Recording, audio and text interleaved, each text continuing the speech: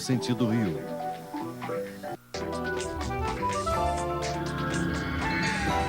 Vanguarda Comunidade. Olá, o Vanguarda Comunidade deste domingo é dedicado à saúde da voz.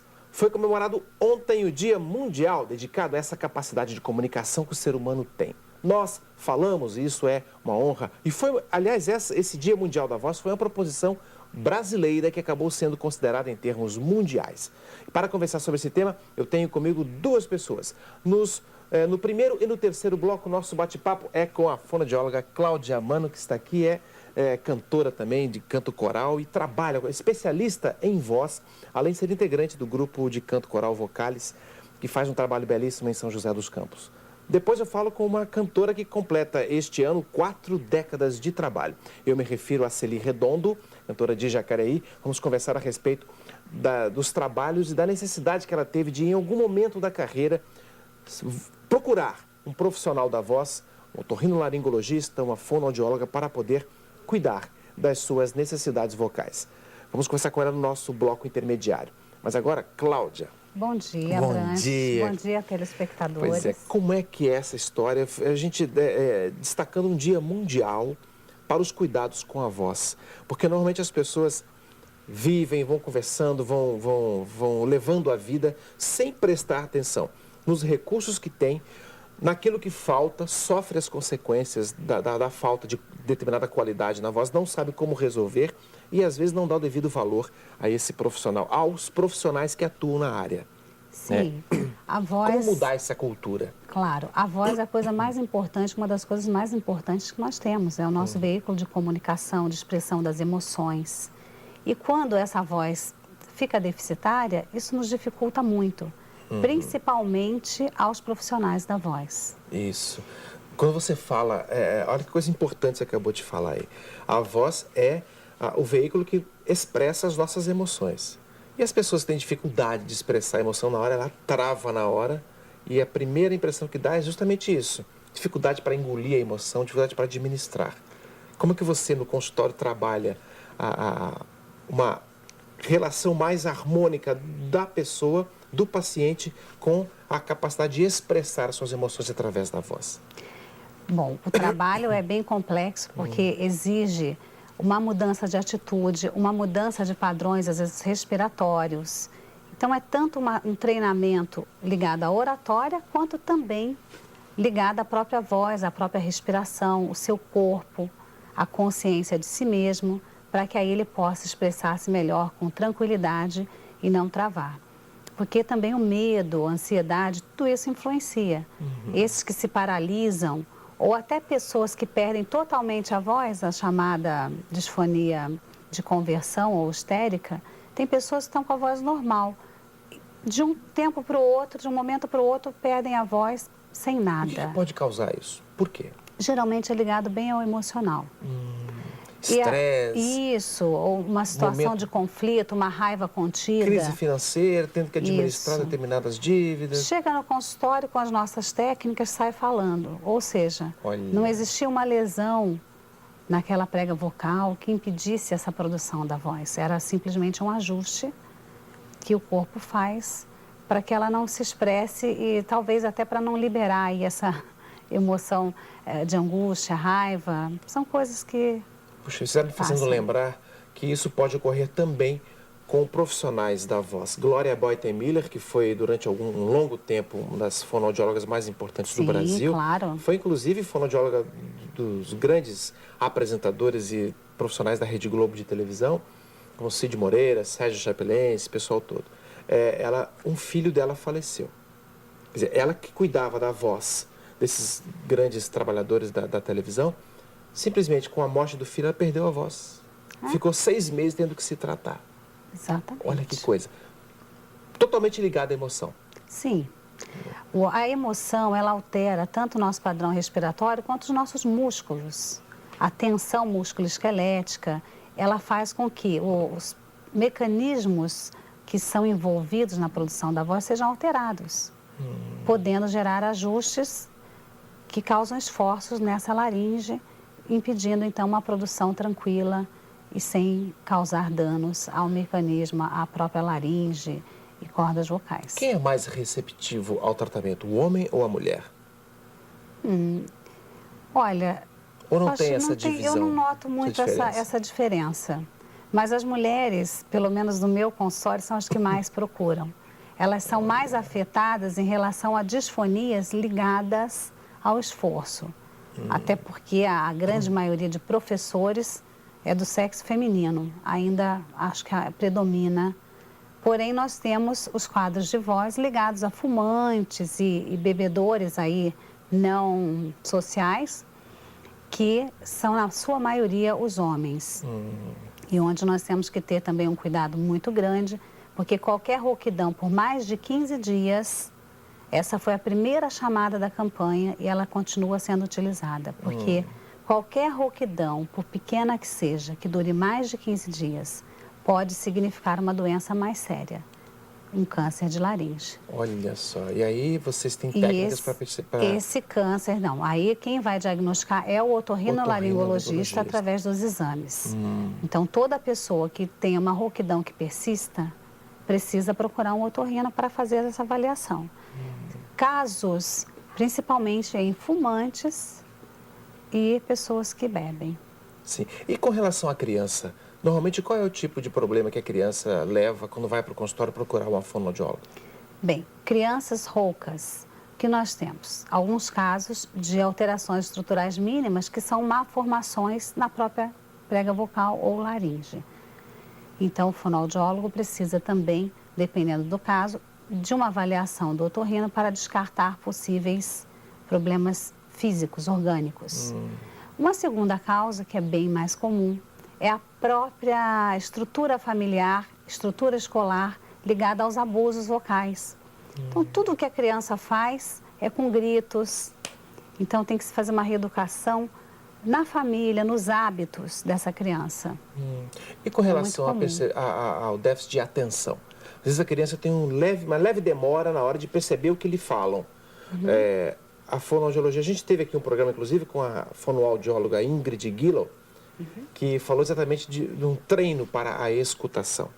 Como é que é isso no consultório, a importância disso para a criança melhorar o seu aprendizado escolar? Muito importante, porque esse déficit, ele traz distúrbios no aprendizado, tanto da leitura quanto da escrita. Exato. Dificuldades de compreensão de texto, dificuldades de compreensão da própria ordem, às vezes, do professor. E com a resolução, ou a avaliação e tratamento, essa criança vai, vamos dizer, deslanchar, um termo mais comum. E a autoestima dela fica... A autoestima vai melhorar. E assim também poderemos diferenciar de outros quadros. Então, é importante um diagnóstico preciso, um diagnóstico diferencial, que muitas vezes não envolve só o fonoaudiólogo, como também um neurologista, um psicólogo. Toda uma equipe que vai fazer um diagnóstico para realmente elencar quais os pontos, as áreas afetadas. Cláudia, eu vou te pedir então agora, no próximo bloco, nós teremos aqui no lugar dela a Celi Redondo, uma cantora que você já conhece, muitos conhecem aqui na região, que está completando 40 anos de trabalho e nesse período teve que cuidar da voz. Vamos ver como ela fez isso daqui a pouco. Até já.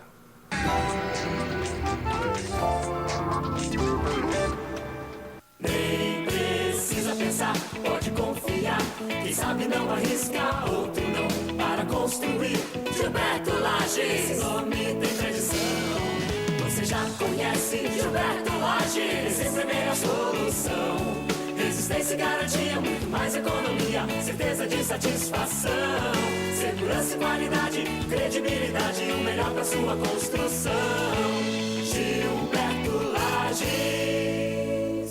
Há 30 anos, o Hospital São Francisco cumpre o seu compromisso de promover a dignidade humana através da saúde, buscando a excelência em tecnologia e potencial humano nos serviços que oferece, como a hemodiálise para pacientes internados e ambulatoriais, que atenderá muito mais pacientes no novo prédio previsto em nosso plano de expansão. Pode confiar, Hospital São Francisco de Assis, tudo por uma vida.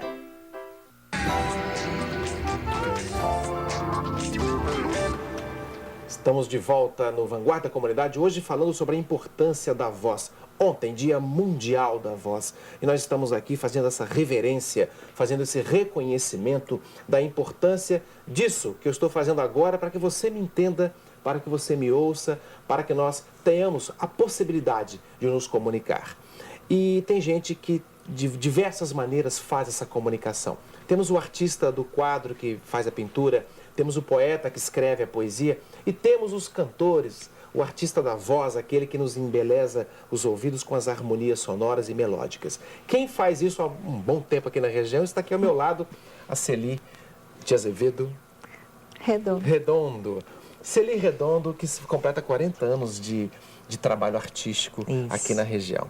Desde os anos 70, você ganhando festivais por aí, né, Celi? Muitos FEMPOS, né? Festival de Música de Jacareí. Festival de Música, já tive a felicidade de participar de um FEMPO lá, fazer como mestre de cerimônia, representando o Exatamente, FEMPO. quando eu completei 30 anos de carreira. 10 anos atrás, nós completamos, eu estava lá Exatamente. comemorando junto com você. Isso.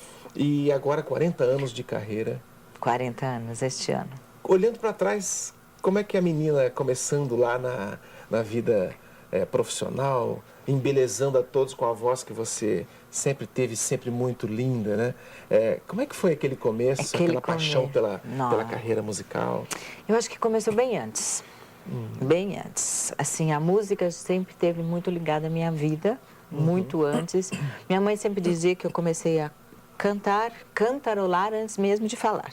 Eu fui preguiçosa para falar, mas as melodias eu já cantava. Que delícia. Hein? Cresci ouvindo muita coisa dos pais, né? Minha mãe sempre gostou muito de música clássica. Que beleza. E meu pai gostava muito de música instrumental. Eu cresci ouvindo muito isso.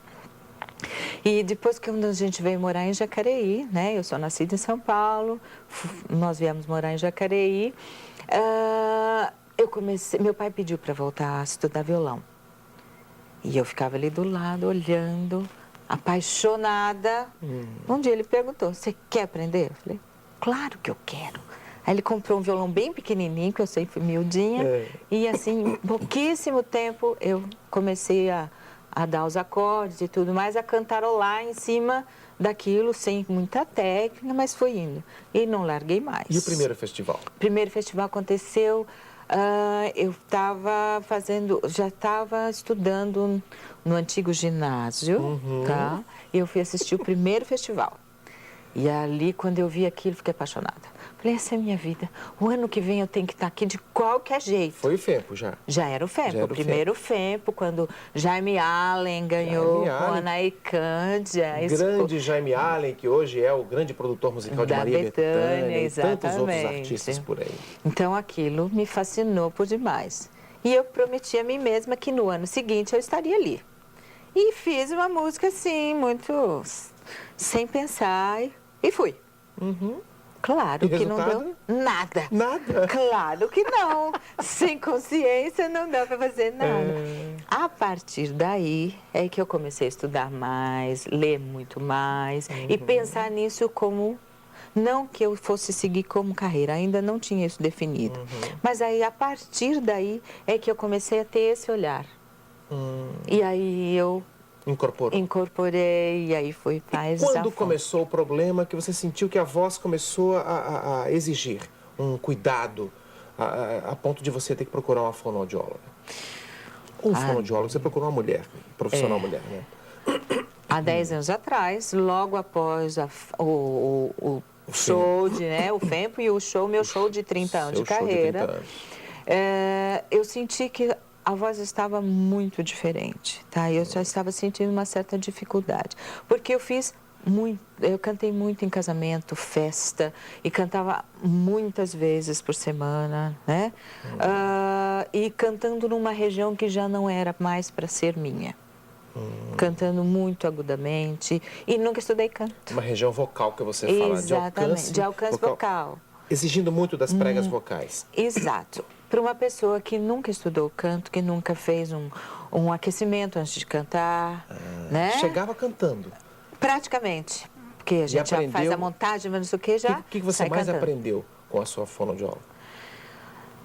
Essa consciência que a gente precisa ter né, de que é necessário você cuidar do seu instrumento, né? O meu instrumento é a voz como é o seu de trabalho. E se eu não cuido, e coisas que eu fazia realmente, que eu fui aprender ao longo do tempo, como ingerir chocolate, ou derivados do leite, Que coisas... tem o chocolate atrapalha? Com certeza, É? porque a gordura deixa as pregas vocais mais pesadas e aí você força muito mais. Olha! E eu sempre fui chocolatra, então eu gosto porque acalma. Então são coisas assim que eu tive que me policiar e fazer. E os exercícios e tudo mais, foram coisas... E depois que você passou pelo processo de recuperação, de restauração da sua capacidade de cantar, como é que ficou a tua voz? Mudou o timbre, mudou o padrão? Completamente o timbre. Eu cantava bem agudamente e hoje eu tenho uma extensão bem mais grave. E eu não tenho uma região de que eu não consigo atingir. Para cima, no falsete, eu consigo, e essa região mediana, vamos dizer assim, eu não afino. Para a artista Celi Redondo, você teve que ressignificar a sua posição diante da vida, diante da sua capacidade de se comunicar com as pessoas? Completamente. Completamente. Tive que me descobrir novamente. Porque eu vivi de música uma vida inteira, criei meus filhos e fiz da música a minha vida. Se já compunha antes, a partir desse problema eu tive que parar, porque eu descobri que eu tinha uma fenda nas cordas vocais. E fiquei 2, quase 3 anos sem cantar. E isso... Só se tratando? Não foi assim. Eu fiz um tempo e depois parei. E eu tinha que pensar na minha vida de outra forma. E a música começou... Eu tinha que descobrir um significado para a minha vida sem a música. Olha, foi um belo trabalho. Foi bastante doloroso. E o que você fez nesse período? Que você descobriu que você tinha também competência para fazer? Entre todas as coisas que eu fui buscando para resolver o problema, financeiro inclusive, foi quando eu tive um estalo. Eu sou formada em pedagogia, fiz pós-graduação em arte-terapia e sempre a música fez parte da minha vida dessa maneira bem forte. Eu componho para crianças, eu escrevo para crianças. Eu falei, por que eu não posso aliar tudo isso de uma outra forma? Eu não posso entrar em sala de aula e dar aula para criança, que seria uma forma de trabalhar. Porque exige demais da voz. Então, eu montei uma oficina, um ateliê na minha casa e hoje eu dou oficinas de musicalização para educadores leigos. Como a lei agora começa a vigorar a partir de 2012, então eu dou todas essas ferramentas para que o educador possa trabalhar com música em sala de aula sem saber absolutamente nada. Celi Redondo, agradeço a sua presença neste programa, obrigado. Parabéns pelos 40 anos de dedicação à arte, dedicação à delicadeza, que a sua voz traz muita delicadeza para a gente. E nós precisamos muito disso para melhorar a qualidade da nossa vida no conjunto geral. Celi Redondo é um exemplo dessa transformação e da importância do que os cuidados com a voz podem fazer com a nossa felicidade. O Vanguarda Comunidade faz essa pequena pausa e volta daqui a pouco de novo com a Cláudia explicando a respeito de tudo que ela falou aqui, que a Celi Redondo acabou de expressar como vivência que ela teve ao longo da sua trajetória. Até já.